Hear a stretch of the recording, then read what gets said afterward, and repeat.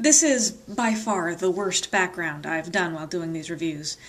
But I need to get this review done quickly, because I need to return this tomorrow.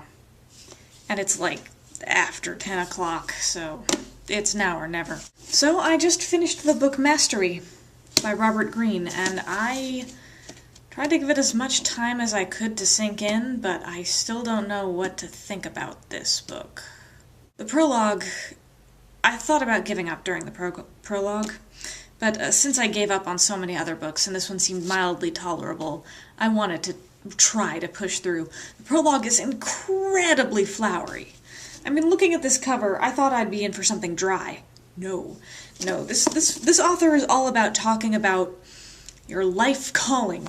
He launches into a big thing about how evolution has primed humans to be certain kinds of information gatherers and synthesizers, and that just made me feel like, you seem to be mythologizing evolution a lot.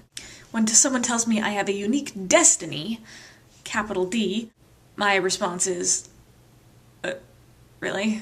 The premise of this book is that there have been certain people in history who were masters of their fields. When we're talking Charles Darwin, Leonardo da Vinci, he goes through a lot of them, but he's talking about how everyone can attain that form of mastery if you find your true passion and really stick to it and do a lot of work and do an apprenticeship to an existing master and then break away from that master and do your own stuff. And there's a lot of advice and there's a lot of stories about historical figures who've done this, and I am skeptical. I want to say this. Part of the reason I'm so skeptical is because I would really like to have a life's task. I would like to have some passion that I can throw myself into, work hard on, master, become successful and respected in.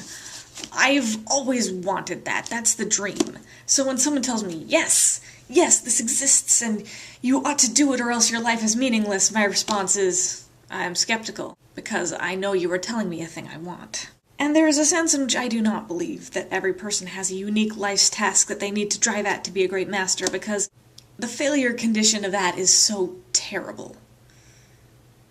But I'm talking about myself now, I'm not talking about the book.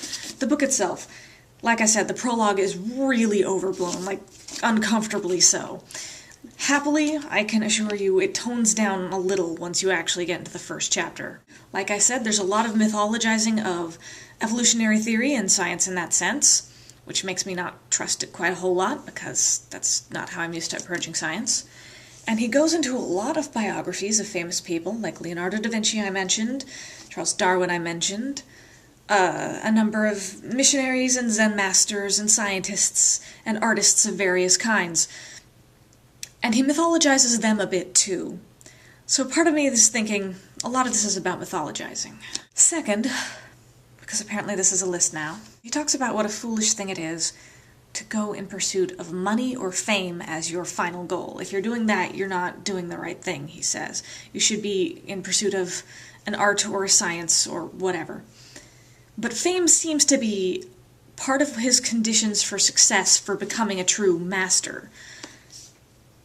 I think that's why he has a chapter on how to tell if people are taking advantage of you. Social intelligence. Because if you succeed in perfect quiet and silence, I guess, that's still a failure to him.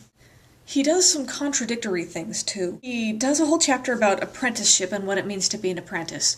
And he uses a lot of long biographical explanations of people who did, like, self-apprenticeship. They searched in various places and learned in their own way. Then he does a chapter on mastery about finding a mentor, and he talks about what a horrible idea it is to not have a mentor, which is strange, because he did this whole chapter with a number of examples of people who did not have mentors. At some points he's talking about how you can't feel your way through it, you need to rationally build your skills.